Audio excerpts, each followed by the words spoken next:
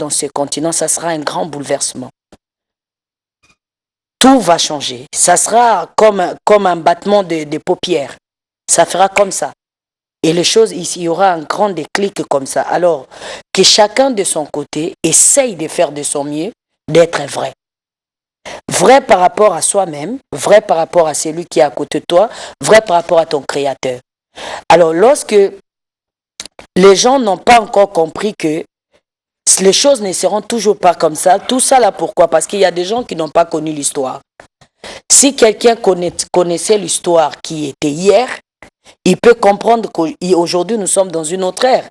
Qu'est-ce qui était hier? Il n'y en a plus aujourd'hui. D'accord. Hier, on avait des dieux, on avait des hommes puissants ou des rois puissants dans ce continent. On était forts, mais aujourd'hui, on est faible.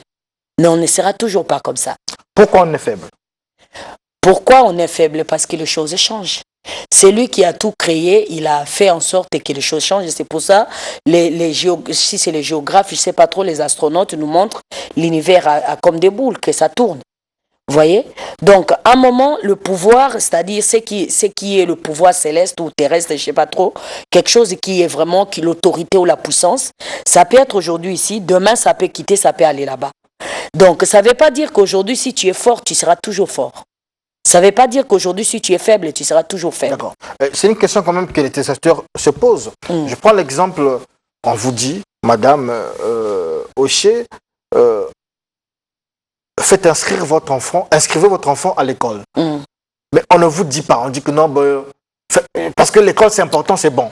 Mais vous ne savez pas à l'issue de son parcours scolaire ce que l'école va apporter à l'enfant. Ça veut dire que vous allez émettre des hésitations à envoyer l'enfant à l'école. C'est comme vous dites ici, les choses vont changer. Il faut se rétablir, il faut changer, il faut s'apprêter, il faut être là. Mais qu'est-ce qui va changer? Qu'est-ce qui était hier?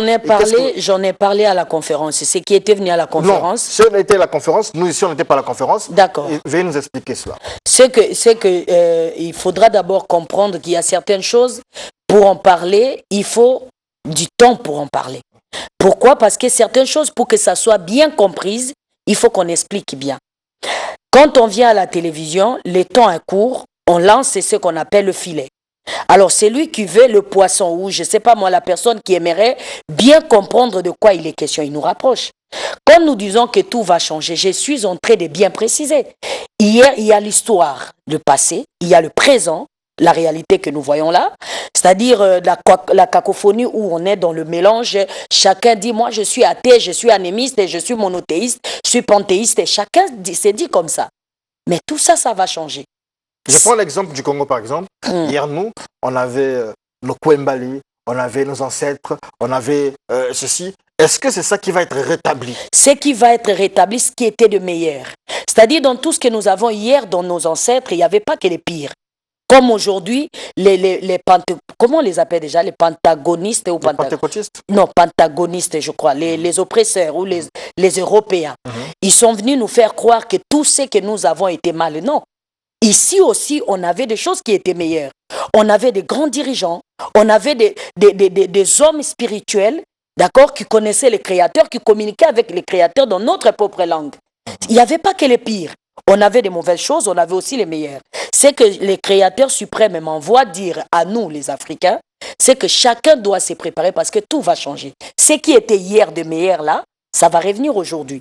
Alors que chacun se positionne en sachant que... Imaginez par exemple, tu es resté dans la maison de quelqu'un.